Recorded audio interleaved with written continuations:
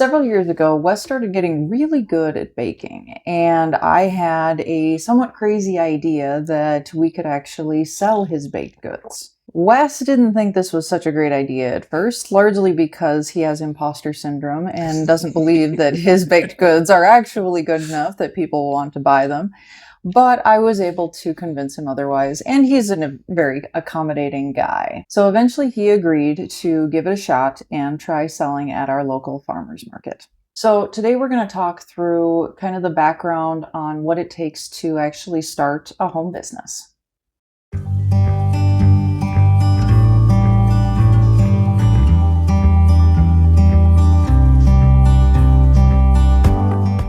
Welcome back to Good Neighbors Homestead. We were both absolutely astonished at how well we were received at the farmers market and how well all of our stuff sold throughout the first year. We became even more shocked at the response that we got the second year, where we were doubling what we had sold from the previous year. This was a real shock because I was concerned going in about just making enough, being able to sell enough to just cover the cost of us being there. Yep. And I think we covered that in the first 2 weeks. Yep.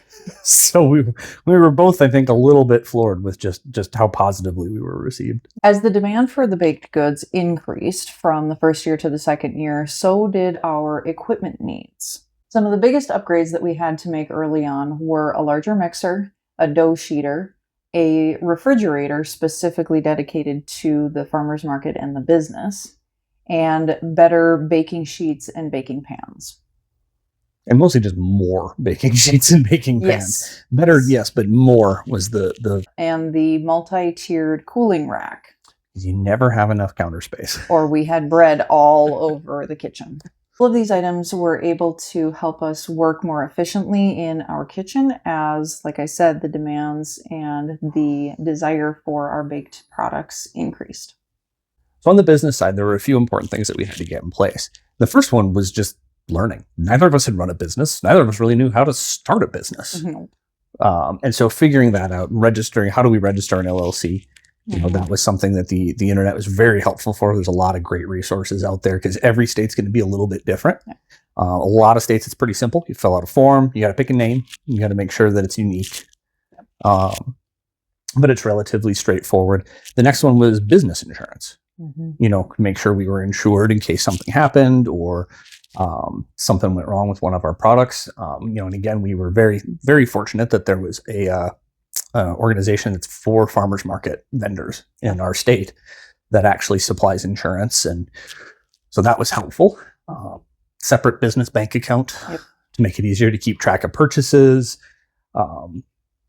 And then a lot of it was just stuff that we kind of picked up as we went. I think one of the best investments we made early on was a thermal printer for labels. Oh my gosh, yes. Because we initially tried just doing like the peel and stick labels through the sheets in our regular printer, and that did not go well. And it was just a fight every week to get enough labels.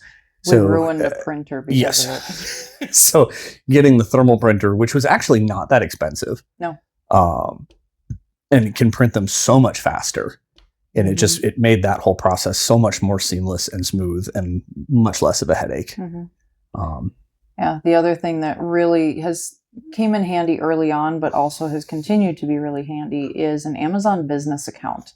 Because Amazon has a separate section of their website that is specific for businesses, where they actually offered pretty decent discounts on some of the more like industrial things that you would need within like an industrial kitchen or just a business in general. So Wes kind of took care of the legal aspects, making sure that we were well protected from any type of liability or any issues there. I kind of took over and started working on figuring out what sort of supplies we were going to need to actually participate physically at the market itself. Now, because this is not an indoor market, this is outdoor, we had to account for being outdoors in potentially not the greatest weather. It could be cold and windy here in Minnesota in May, July, August, any of those months. It could be raining, so we had to make sure that we had the right supplies to be able to make that work. We also knew that we were not going to be within a space that was providing much as far as equipment and things. So we had to come prepared with all of our tables and chairs and the like. Our supplies for actually setting up at the market include our canopy, the tables that we bought, the Square payment system, and Venmo. Yep. Because there's very few people who actually take cash nowadays. Oh, or carry cash. Carry cash is getting less and less common. And Yep. with all the tap to pay and the digital pay on people's phones, it's nice to be able to actually accommodate for that. Yeah. We also had to invest in baskets and display items to make our booth look appealing and easy to look through and access our products, and also the tablecloths. And all in all, being able to kind of handpick all of these items allowed us to really improve the presentation of our booth and encourage folks to come in and take a look at our stuff. The other area that we had to do a little bit of work, and I did the majority of kind of the design on this side of things, is in all of our marketing items.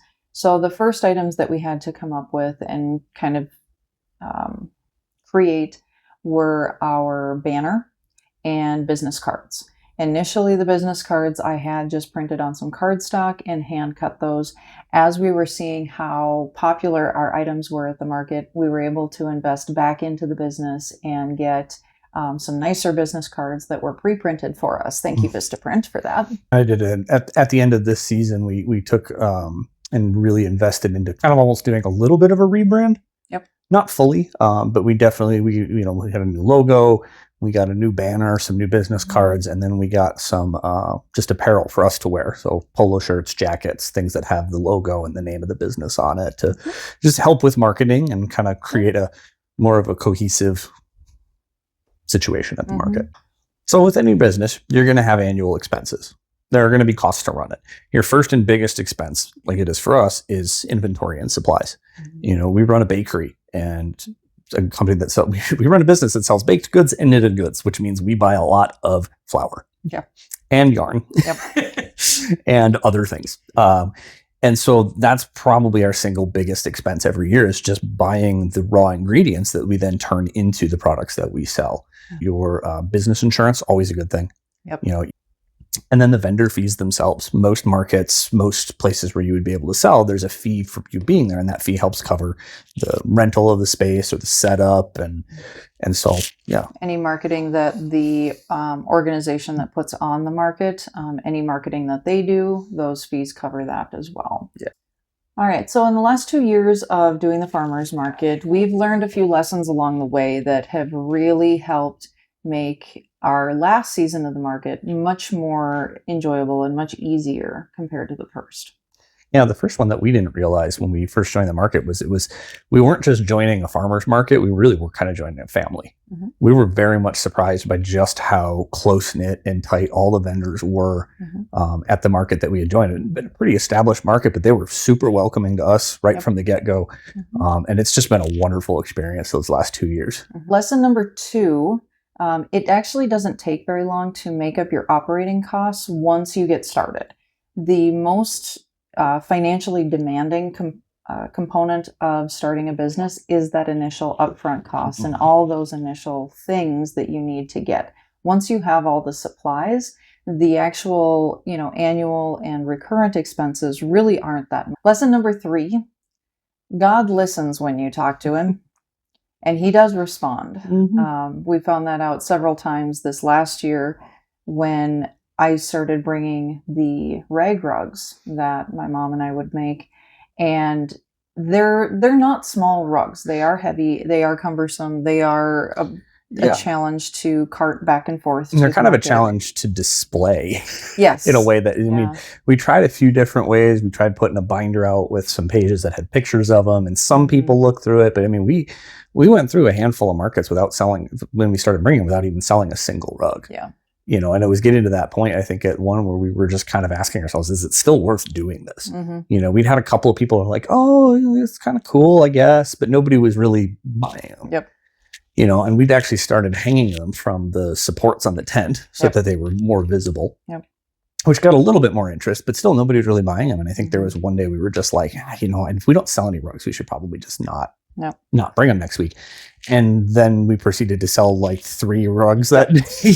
Not like 20 minutes later, somebody came and bought one. Yep. I remember having a conversation with God on my way to work, a couple or one of the days before the market, and saying like, okay, if you don't want us to bring these anymore, that's fine. If we don't sell any, I'm good with that. We won't bother with this anymore. But if you want us to keep doing this, then it's getting really tiresome having to cart them back and forth. And ended up selling 3 rugs, and it was like, okay, all right, thank you. We'll keep bringing them. Thank you. Another lesson, or the next lesson that we had learned, and it took us a little bit too to figure this out, was to not forget to factor in your own labor as an expense. Yeah. It doesn't always show up on the balance sheet, especially when you're doing it for yourself, and it's easy to kind of not think about the amount of time that goes into making things. But when you really start to add it up, it does come together, and it does end up being quite a lot of time. So just to make sure that you're factoring that in as well, and that it's still worth it for you to do it. Right. You are charging an appropriate amount, but also that whatever you're selling, you enjoy making in the first place, because it is definitely a labor of love. The final lesson that we learned through each of the seasons was just to be patient, that we would find our rhythm in our setup, our takedown, just the work demands throughout the week, when we should be making things and prepping things ahead of time, and just kind of how to work through all of that together.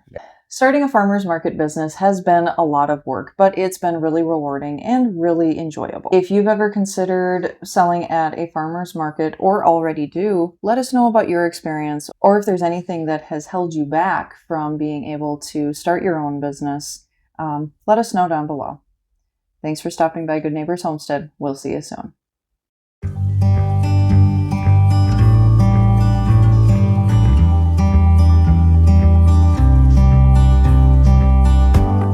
Ultimately, especially for us, the nicest thing is that we actually do like each other and like spending time together. So this